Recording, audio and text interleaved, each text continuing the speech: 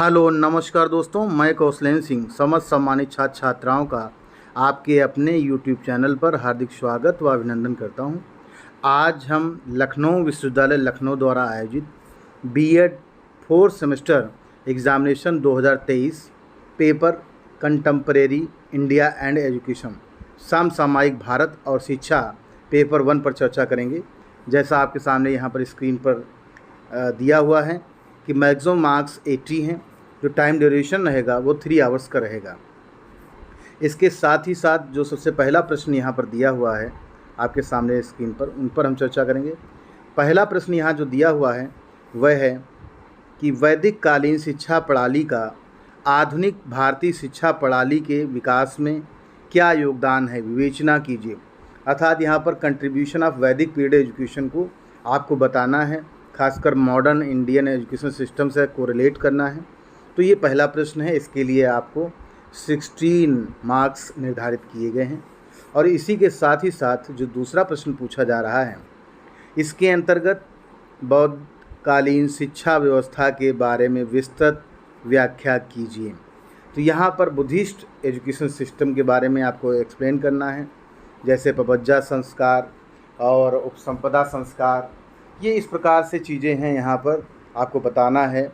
और सभी कुछ जो मठ क्या हैं उनके बारे में आपको यहाँ पर एक्सप्लेन करना है। तो यहाँ पर भी आपको 16 जो है मार्क्स आपको मिलेंगे। इसी प्रकार वैदिक कालीन शिक्षा में भी उपनयन संस्कार, समावर्तन संस्कार, ये सारी चीज़ें आपको बतानी हैं। अब हम अगले प्रश्न की ओर बढ़ेंगे। प्रश्न संख्या 3 जैसा आपके सामने स्क्रीन पर है, भारतीय उच्च शिक्षा में सैडलर कमीशन के योगदान का मूल्यांकन कीजिए। बहुत ही महत्वपूर्ण प्रश्न है। सैडलर कमीशन ज़्यादातर प्रतियोगी परीक्षाओं में भी पूछा जाता है। तो यह भी 16 अंक का निर्धारित है। इसके साथ ही जो चौथा प्रश्न पूछा गया है वह है राष्ट्रीय शिक्षा नीति 1986 अर्थात NEP 1986 की जो है मुख्य विशेषताओं को स्पष्ट कीजिए। और उसके बाद आप जानते हैं संशोधित राष्ट्रीय शिक्षा नीति 1992 आया और उसके बाद नेशनल एजुकेशन पॉलिसी 2020 आया। तो उन्हीं के बारे में आपको एक्सप्लेन करना है। इसी के साथ ही साथ प्रश्न संख्या 5 जैसा आपके सामने स्क्रीन पर दिया हुआ यहाँ पर, तो इसको भी आप देख लें क्योंकि कुछ पोर्शन अगले पेज में है कि राष्ट्रीय पाठचर्या की रूपरेखा 2005 की मुख्य संस्तुति क्या है। इसमें संस्तुत माध्यमिक स्तर कक्षा 9 व 10 की पाठचर्या अगले पृष्ठ पे है, उसको देखते हैं। तो यहाँ देखिए पूरा प्रश्न दिया हुआ है कि इसमें संस्तुत माध्यमिक स्तर कक्षा 9 व 10 की पाठचर्या की उपयुक्तता की विवेचना कीजिए। यह प्रश्न पूछा गया है, NCF से जुड़ा हुआ है और ये भी 16 मार्क्स का क्वेश्चन होगा। और इसी के साथ ही साथ अगला जो प्रश्न है कि mention the main constitutional provisions in the field of education in India, अर्थात भारत में शिक्षा के क्षेत्र में मुख्य संवैधानिक प्रावधानों का उल्लेख कीजिए।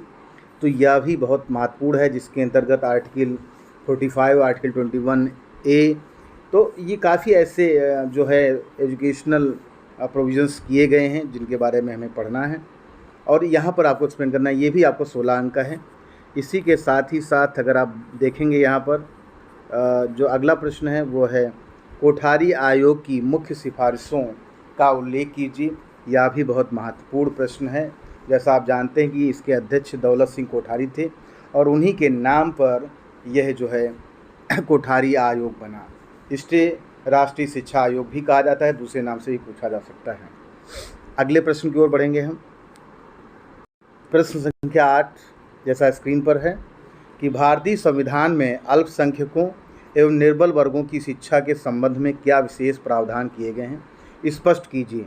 तो आखिर यहाँ पर जो हमारा एजुकेशन सिस्टम है उसमें माइनॉरिटीज़ को और वीकर सेक्शन को जो हमारा इंडियन कॉन्स्टिट्यूशन है उसमें क्या प्रोविजंस किए गए हैं उनके बारे में बताना है। इसी के साथ ही साथ अगला जो प्रश्न है वह है कि भारतीय शिक्षा में राष्ट्रीय मुक्त विश्वविद्यालयी शिक्षा संस्थान के कार्यों का उल्लेख करते हुए इसकी भूमिका स्पष्ट कीजिए। NIOS के बारे में पूछा जा रहा है, बहुत महत्वपूर्ण है आज के परिप्रेक्ष्य में, जितने भी वर्किंग लोग हैं उनके लिए बहुत महत्वपूर्ण है। तो यह प्रश्न पूछा गया, यह भी आपका 16 अंक का निर्धारित है। अगले प्रश्न और अंतिम प्रश्न की ओर बढ़ेंगे। जैसा यहाँ पर जानते हैं कि दिया हुआ है, बहुत महत्वपूर्ण है, इसे भारतीय शिक्षा का जो है एक अधिकार पत्र भी कहा जाता है। इस प्रकार से भी क्वेश्चन पूछा। 1854 में चार्ल्स वुड ने ये घोषणा की थी और वहीं से हमारे भारतीय शिक्षा व्यवस्था की जो है नींव पड़ी कि वुड के घोषणा पत्र में शिक्षक शिक्षा के विषय में की गई घोषणा को स्पष्ट करते हुए घोषणा पत्र के गुण दोषों का वर्णन कीजिए। तो बहुत महत्वपूर्ण है और इन्होंने बीच का रास्ता मैकाले से निकाला और इन्होंने 35,000 भारतीय शिक्षा व्यवस्था पर खर्च करने के लिए इन्होंने प्रोविजंस किए और यहीं से भारतीय शिक्षा व्यवस्था का प्रचार प्रसार प्रारंभ हो गया। तो अगर आपको मेरा वीडियो पसंद आया हो तो लाइक शेयर ज़रूर करें। अगर आप मेरे चैनल पर पहली बार आए हैं तो सब्सक्राइब अवश्य कर लें, जिससे मेरे नए वीडियो का नोटिफिकेशन सबसे पहले मिल सके। धन्यवाद। नमस्कार दोस्तों।